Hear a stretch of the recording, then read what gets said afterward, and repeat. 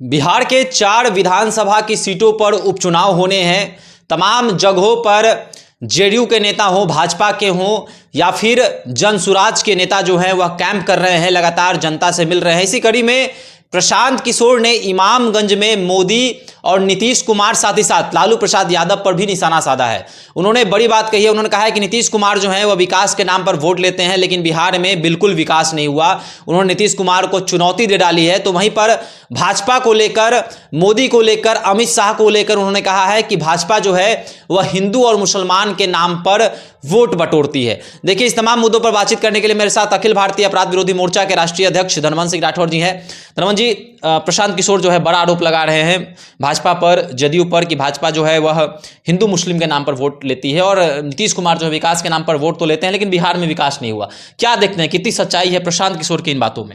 देखिए, भाजपा जदयू नहीं बल्कि सारे राजनीतिक दल पर, उन्होंने राजद पर भी लगाया है और 100% सही बात कहा है कि भाई आज बिहार से खराब स्थिति में भी 30 सांसद चुनकर गए हैं। क्या बिहार में इक्का दुक्का फैक्ट्री हुआ है क्या? पिछले लोकसभा चुनाव में 38 सीट जीत के गए थे। तो बिहार की जो स्थितियां हैं, तो सुशासन बाबू नीतीश कुमार हों या देश के विकास पुरुष प्रधानमंत्री नरेंद्र मोदी जी हों, अमित शाह हों, तो कहीं ना कहीं बिहार के साथ जहां प्रधानमंत्री नरेंद्र मोदी हों, अमित शाह हो, जो कार्य दिखना चाहिए, जो कार्य यहाँ होना चाहिए, वो नहीं दिखा। नीतीश बाबू का जो सुशासन की बात हो रही है वो नहीं दिख रहा है, क्योंकि बड़ा जनसुराज का या प्रशांत किशोर का क्लियर एक मैसेज है, एक्शन क्लियर है कि बिहार के लोग अभी तक जाति देखकर, धर्म देखकर वोट देते रहे हैं। जो चाह रहे थे 5 किलो अनाज के लिए वोट दे रहे थे, बिजली की सड़क के लिए दे रहे, तो उसमें तो काम हुआ है। लेकिन जो बिहार आजादी के समय सबसे गरीब राज्य था, सबसे ज्यादा बेरोजगार लोग थे, सबसे अशिक्षित लोग थे सबसे ज्यादा यहां, तो आज भी वही बिहार खड़ा है। उसके लिए दोषी कौन है? तो सभी राजनीतिक दल है, क्योंकि पिछले 35 साल का देखें तो राजद, जदयू, भाजपा इन्हीं की सरकार है या उन्हीं से जुड़े हुए गठबंधन की सरकार है। तो जनसुराज कहीं ना कहीं एक नई रणनीति और एक नए मैसेज के साथ आया है कि आप अपने बच्चों के लिए वोट करें, अपने बच्चों की शिक्षा के लिए वोट करें, अपने बच्चों के रोजगार के लिए वोट करें। जब ये 3 चीज सही हो जाएगा तो कोई उस राज्य के विकास को रोक नहीं सकता है। तो जनसुराज जहां नरेंद्र मोदी हो, अमित शाह हो, नीतीश कुमार हो, लालू यादव हो, चारों के पीछे मैंने भड़के हैं, बमके हैं, जो कहिए, गुस्सा जायज है। क्योंकि गुजरात का तो विकास हो रहा है, गुजरात के लोग बिहार काम करने के लिए नहीं आ रहे हैं, लेकिन बिहार से लाखों लाख लोग गुजरात काम करने के लिए जा रहे हैं, महाराष्ट्र जा रहे हैं, पंजाब जा रहे हैं, अन्य स्टेट जा रहे हैं। और वहां क्या बिहारियों का सम्मान अपमान होता है, ये हमसे, आपसे या पूरे देशवासियों से छुपा हुआ नहीं है। तो प्रशांत किशोर कहीं ना कहीं एक, हमें कहें कि कहीं ना कहीं एक बड़ा मैसेज ही नहीं देना चाह रहे, एक बड़ा त्याग भी उसने किया है। क्योंकि एक बड़े नेता का एक मैसेज आया कि इससे पहले भी विकल्प बनने के बड़े बड़े नेता ने प्रयास किया। पप्पू यादव ने नई पार्टी बना के, उपेंद्र कुशवाहा ने नई पार्टी बना के, चिराग पासवान या रामविलास पासवान, मुकेश सहनी, माने काफी लोग आए जो एक नया विकल्प बनने की कोशिश, लेकिन सभी लोग फेल हो गए। तो हम उन्हें नहीं बल्कि पूरे बिहार वासियों को कहना चाहेंगे, ये इसलिए फेल हो गए कि ये अपने स्वार्थ के लिए आए थे, खुद नेता बनना चाह रहे थे, खुद मुख्यमंत्री का सपना देख रहे थे। लेकिन प्रशांत किशोर खुद मुख्यमंत्री के लिए नहीं आए हैं, अध्यक्ष बनने के लिए नहीं आए हैं, वो इस बात को लेकर आए हैं कि बिहार वासियों का जो हित होना चाहिए, बिहारी को जो सम्मान मिलना चाहिए, उसके लिए आ गया है।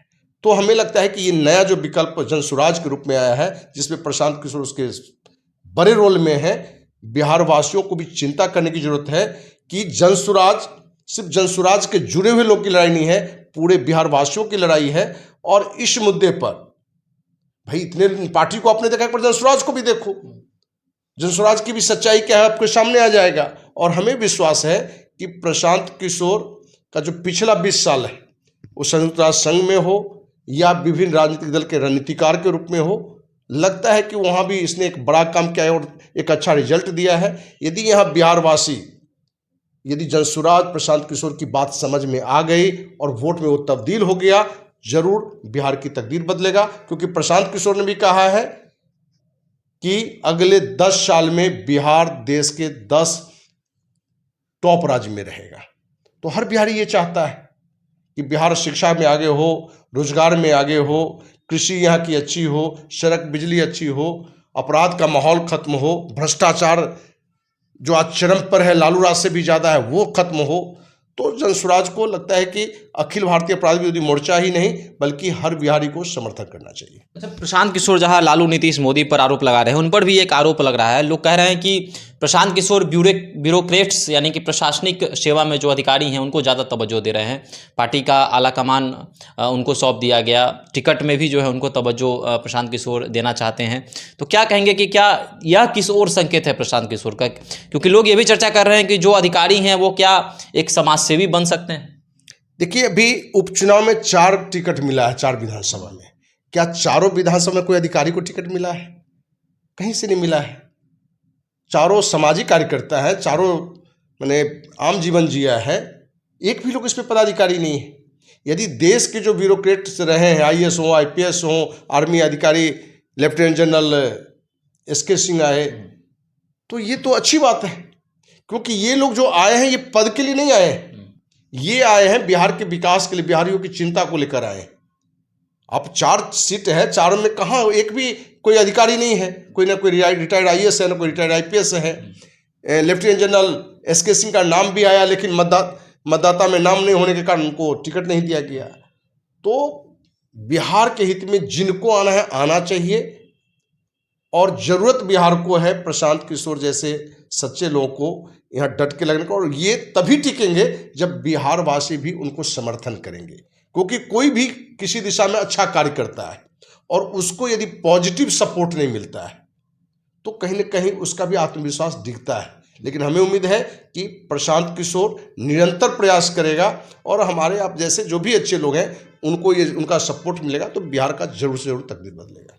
चलिए, तो प्रशांत किशोर जो हैं वह लगातार लालू नीतीश मोदी पर आरोप लगा रहे हैं, तो प्रशांत किशोर पर भी कई आरोप लगे हैं। ये भी कहा गया कि प्रशांत किशोर जो है वह भाजपा के एजेंट हैं। तो उधर प्रशांत किशोर अब भाजपा को भी नहीं छोड़ रहे हैं। एक और जहां वह मोदी के बारे में बोल रहे हैं, अमित शाह के बारे में भी कई आरोप भाजपा पर भी लगाते हुए नजर आ रहे हैं। तो क्या उन लोगों को यह जवाब है जो लोग कह रहे हैं कि प्रशांत किशोर जो है वह भाजपा के एजेंट हैं और भाजपा के लिए काम करने आए हैं? तमाम तरह के जो है अब उत्तर भी प्रशांत किशोर दे रहे हैं। तो आपको क्या लगता है, क्या बिहार में नीतीश कुमार के राज्य में विकास नहीं हुआ? और क्या मोदी सरकार में क्या हिंदू मुस्लिम जो है किया जाता है, या फिर भाजपा जो है हिंदू मुसलमान के नाम पर वोट लेती है? अभी हमारे साथ अपने उत्तर जो है हमारे कमेंट सेक्शन में डाल सकते हैं, अपने सुझाव हमारे कमेंट सेक्शन में डाल सकते हैं। धन्यवाद।